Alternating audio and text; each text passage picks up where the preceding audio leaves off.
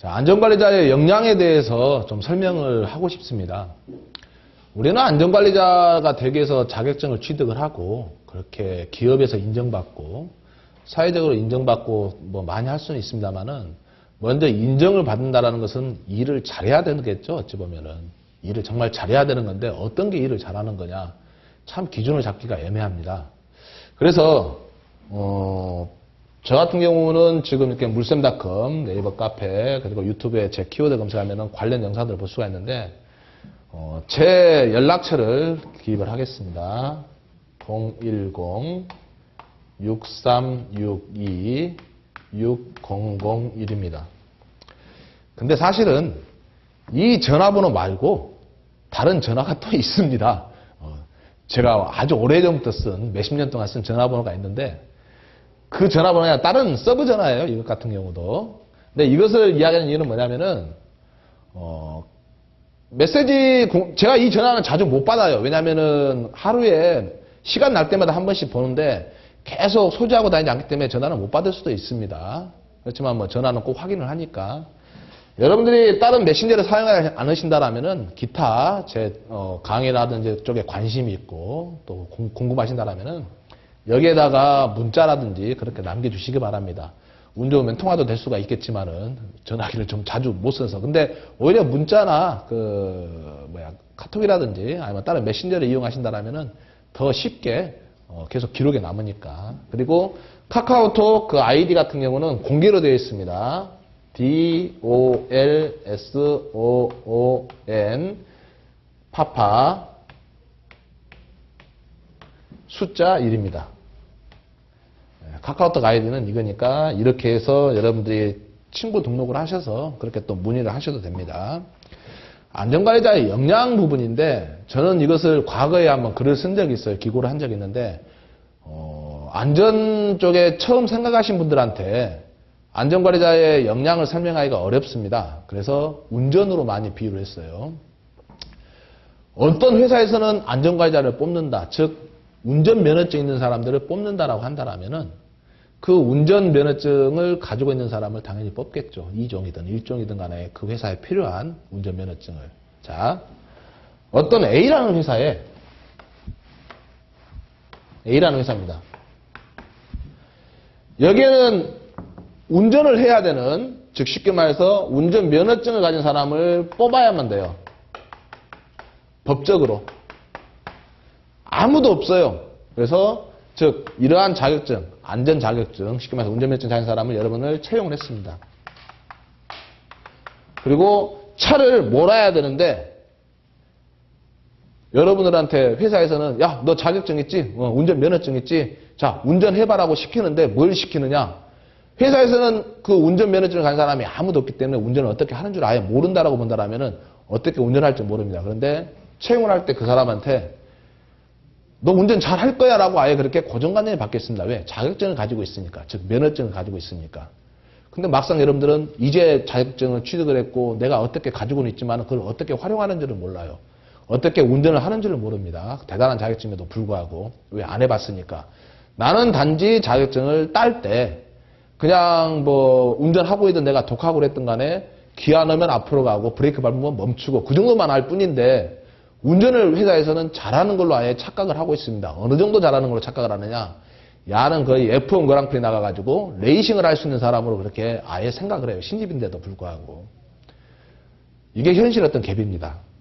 그래서 어쨌거나 운전을 하긴 해야 되기 때문에 이 회사에서 내가 취업을 했더라면 나는 그 차를 운행을 해야 되는데 실질적으로 운행은 못하고 왜? 하다 보니까 얘가 신입이니까 아무래도 운행은 좀 어려우다 싶어가지고 차 청소를 시키고 세차만 시키고 계속 유리만 닦게 하고 워시액만 갈게 하고 그런 잡일을 시킵니다. 잡부가 되는 거죠. 근데 이 사람은 그렇습니다. 나는 안전관리자인데 내가 차 청소하려고 차 세차하려고 이 회사 취업했나? 운전하려고 들어왔지. 그런데 막상 따져보세요. 너 운전할 줄 알아? 그러면 할 줄 모릅니다. 그게 회사 잘못입니까? 본인 잘못이죠. 그래서 어쨌거나 잡부를 하듯이 하지만은 운전하겠다고 해서 하나씩 기억을 되살리고 연습을 해서 여기저기 물어봐서 나는 운전을 할 수 있는 역량을 조금씩 갖춥니다. 드디어 이제 운전을 할 줄 알아요. 회사에서 너 안전 쪽에 일을 하지? 너 운전면허증 가지고 있지? 한번 차 한번 몰아봐. 왜? 몰아봐라 말 안 해도 직접 운전해야 될 경우가 생기니까. 그래서 운전을 합니다. 밟으니까 가고 왼쪽 거 밟으니까 브레이크에서 멈추고 그걸 아는데 언제 깜빡이를 넣어야 되고 언제 라이트를 켜야 되고 상향등이 뭐고 아니면 후진은 어떻게 하는 거고 브레이크가 밀리지 않으려면 부드럽게 운전하려면 어떻게 해야 되는 것도 이제 하나씩 스스로 운전을 하게 됩니다. 이렇게 운전해서 초보적인 말 그대로 초보 운전이 되는 거죠. 초급 자격증이 되는 겁니다. 말 그대로. 그래서 나는 어느 정도 운전을 하다 보니까 슬슬 거만해지기 시작하죠. 한 손으로 핸들들이 꺾고 뭐 운전하다 요즘은 담배 많이 안 태우지만은 담배도 태우면서 운전하고 음악도 들으면서 여유롭게 합니다.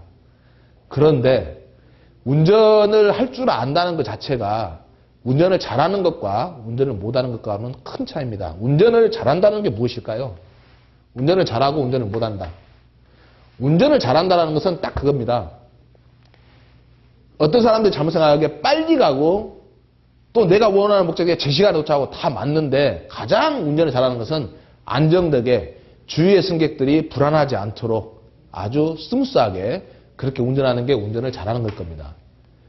빨리 가고 급히 가고 하는 것은 오히려 그게 운전을 잘하는 게 아니라 더 불안하게 만들어서 운전을 더 못한다고 봐야 돼요. 그런데 우리는 운전을 조금 할 줄 안다면 빨리 가고 잘 끼어들고 그게 운전을 잘한다고 생각하는데 절대 그렇지가 않습니다. 운전을 잘하는 것은 안정되게 지속적으로 빠르지 않고 정속으로 그렇게 편안하게 갈 수 있는 게 어찌 보면은 운전을 잘한다고 볼 수가 있겠죠.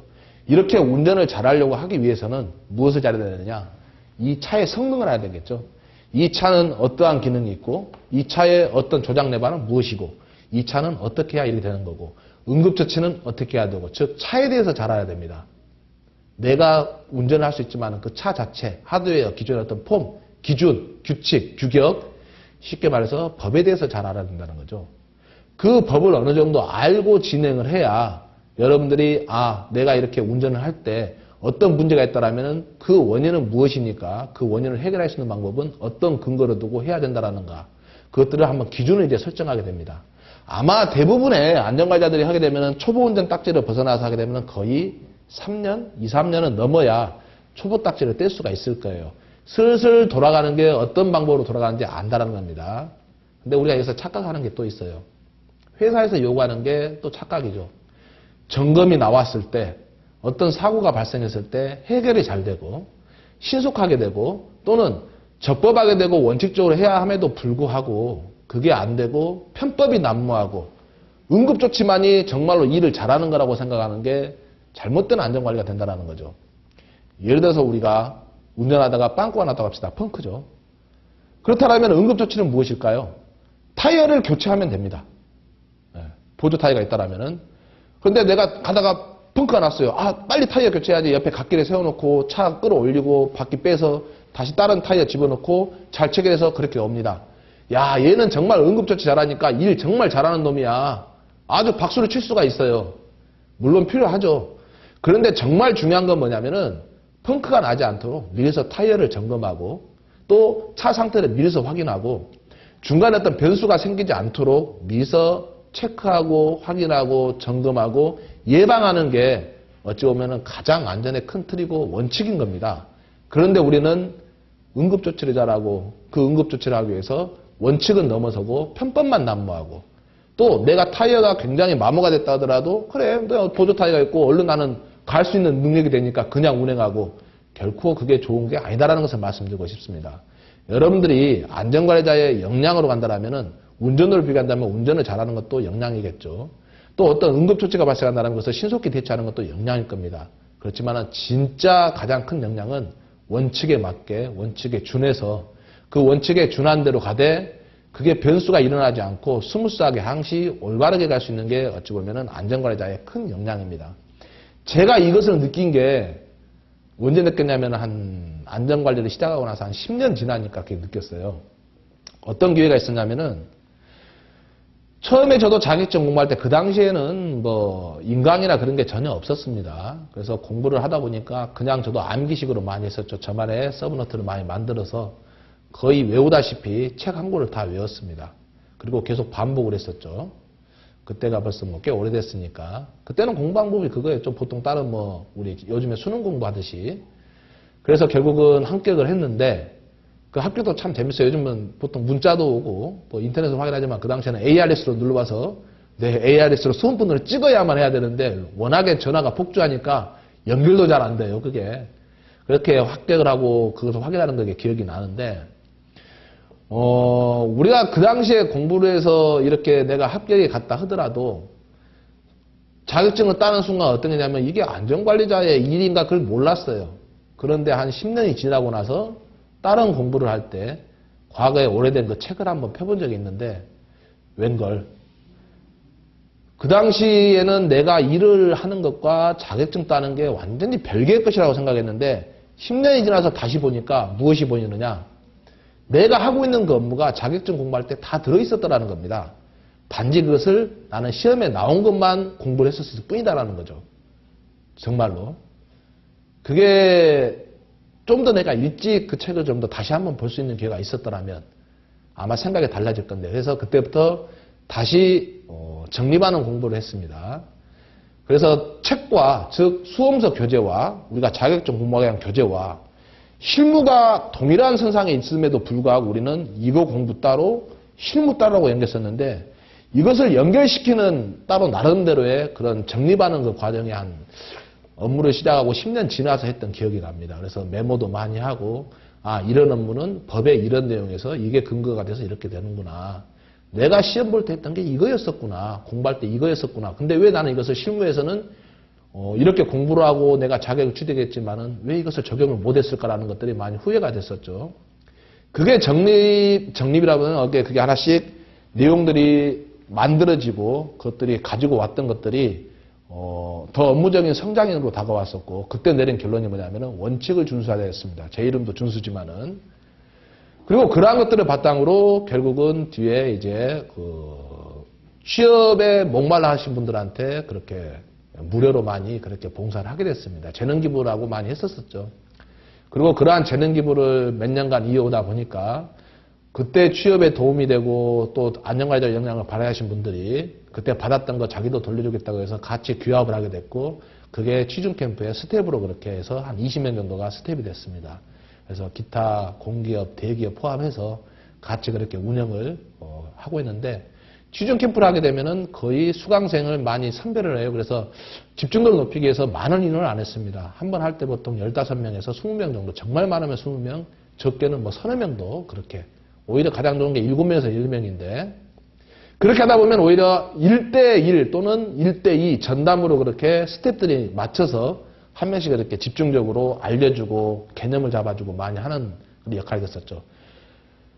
취준캠프 참여자 2명에 스텝이 1명이 아니라 취준캠프 참여자가 1명이면 스텝이 1명 또는 스텝이 2명이 그렇게 전담으로 붙어서 굉장히 역량 강화를 시켰고 또 그렇게 합격의 길로 취업의 길로 그렇게 문을 열 수 있는 그런 장을 많이 만들었고 그게 지금까지 계속 이어왔습니다. 그러나 이제는 저 같은 경우도 그게 재능 기부식으로 하기가 어려운 부분이 있어요. 왜? 저도 먹고 살아야 되니까. 그래서 인강을 통해서 이렇게 진행을 하고 있는 겁니다. 또 예전에 그때 느꼈던 건 뭐였냐면은 그 사람들은 자격증 기취득자들인데 취업에 관련한 어떤 면접 특강, 취준 캠프를 진행하다 보니까 백지 상태로 와요. 자격증은 분명히 있는데 안전을 아무것도 모릅니다. 그래서 그래 내가 인강을 할 때에는 아예 취업에 맞게끔 해야 되겠다 싶어서 아예 취업의 최종적인 목적에 도달하기 위한 자격증은 무조건 따게 하는 기본으로 베이스로 가고 또 거기에 맞춘 설명을 같이 곁들이자 해서 다음에 이 사람들이 취준 캠프에 왔을 때는 좀 더 속도가 나고 굉장히 더 빨리 강화가 될 거다라는 그런 그 믿음으로 그렇게 강의를 진행하게 된 게 하나의 큰 취지가 됐던 거였었죠. 또 그렇게 이렇게 강의를 진행을 함에 있어서 좀 더 깊이 있게 이해를 하다 보니까 강의가 고난이도가 될 수가 있는 거고 어찌 보면은 또 그 고난이도를 쉽게 풀이하기 위해서 여러 번 반복이 되게끔 그렇게 하는 것도 있고요. 또 이러한 인강을 통해서 하다 보니까 강의 시간이 어찌 보면 좀 늘어날 수도 있는데 만약에 제가 여러분들 이거 중요합니다. 시험에 잘 나와요. 출제도 상입니다. 외우세요. 이것은 이겁니다라고 그렇게 간단한다면은 다른 강의처럼 비슷하게 강의 차수가 굉장히 짧을 수도 있을 겁니다. 그리고 강의 시간도 짧고 말도 굉장히 천천히 해도 됐을 거예요. 그래서 그러한 욕심에 자격증 취득이 우선이 아니라 취업을 좀 해드리는데 도움을 드려야 되는 욕심이 더 커서 그렇게 강의를 좀 진행을 할 계획으로 있습니다. 그래서 아마 양이 분량이 많을 수도 있는데 들어보세요. 들으시면은 여러분들에게 피가 되고 살이 될 수 있고 인생이 바뀔 수 있는 그런 전환점의 계기가 될 수 있을 겁니다. 처음은 어려울 수 있어요. 왜? 한 번 들어서 알면은 천재입니다. 그리고 과거에 취중 캠프를 참여하신 분들한테는 제가 그랬어요. 여러분들이 지금 알아들은다라면은 여러분들은 비정상이다. 여러분들은 정상이 아니다. 못 알아듣는 게 당연하다 하고 강의를 하는데 취중 캠프를 한 번 듣는 사람들의 공통점이 있습니다. 들을 때는 알 것 같은데 곰곰이 정리를 하다 보면은 모르겠다라는 거죠. 그래서 2번 다시 중복 참석을 합니다. 그리고 자기 것으로 만드는데 거의 4, 5개월 이상이 걸리고 취업을 하는데 6개월 이상이 걸리는 거죠. 남들과 경쟁력에서 굉장히 우월하니까. 그래서 자소서부터 포함해서 모든 것들을 경쟁력을 강화하기 위한 취업까지 연결하는 강의는 특히 안전 쪽에서는 돌손파파 이준수가 하는 이 물샘닷컴에서 하는 강의가 하나밖에 없습니다. 자신 있게 이야기합니다. 지금까지 했던 업무 경력을 포함해서 여러분들에게 쉽게 설명하고 자격증도 쉽게 따고 취업까지, 취업 이후에 업무 역량까지, 업무 피드백까지 할 수 있는 그 운전으로 설명했지만은 원칙을 지키는 방법부터 어찌 보면은 불법이 아닌 약간 적법에 가까운 편법까지도 그렇게 요령을 알려드릴 수 있는 그런 내용으로 계속 구성을 하고 있습니다. 또 여러분들에게 좀 한번 이야기 드리고 싶은 것은 가장 또 무엇이 있냐면은 우리가 안전관리를 하는 데 있어서 과연 안전관리의 끝은 어디인가 그런 고민도 많이 하게 됩니다. 그래서 결국은 뒤에 상위 자격증인 기술사나 또는 어떤 산업안전 지도사까지 그렇게 생각을 많이 넓힙니다. 좋은 내용이에요. 여러분들 같은 경우는 취업을 처음 시작한다면은 나이가 있으시다면은 40대 중반 또는 40대 후반까지는 회사의 어떤 조직에 몸담고 거기에 충실한 업무를 하시고 주변과 인맥관계를 형성해서 그 발판을 만들어 놓는 것도 좋은 것일 수 있습니다. 여러분들이 20대라면은 나는 앞으로 20년 남았네. 내가 30대라면은 앞으로 10 몇 년 남았네. 그걸 보지 마시고 향후 3년 후에 또는 향후 5년 후에 아니면 10년 후에 무엇을 할 것인가 중기, 중단기 또는 장기적인 계획을 세우셔서 그렇게 하시는 게 가장 좋습니다. 하루아침에 되는 건 절대 없습니다. 공부는 여러분들이 직접 하는 겁니다. 제가 하는 것은 여러분들이 잘 할 수 있도록 방향을 잡아드리고 비전을 제시하고 그렇게 하시는 것들인데 어쨌거나 취업을 하셔가지고 안전관리자의 역량을 높인다라면은 너무 편법만, 너무 요령만 따지지 마십시오. 그게 여러분들한테 다시 악으로 돌아갈 수가 있습니다. 참 부끄러운 이야기지만은 업무를 하면서 참 산전수전 다 겪은 것 같아요. 정말 이가 갈리고 다시 돌이킬 수 없는 그런 것들을 많이 겪었습니다. 소위 중대재해 진짜 여러 번 겪었죠. 눈물 나는 그런 사건들. 경찰서 많이 갔습니다. 그리고 검사 앞에 조사 많이 받았습니다. 판사 앞에서 재판도 받았죠. 그리고 자존심 때문에 안전관리자의 어떤 자존심 때문에 대법원 상고까지도 했습니다. 참 그 다사다난했던 여러 가지 일들을 지금까지 안전하면서 겪었는데 여러분들 같은 경우는 저 같은 경우는 어찌 보면은 안전의 1세대에 가깝죠.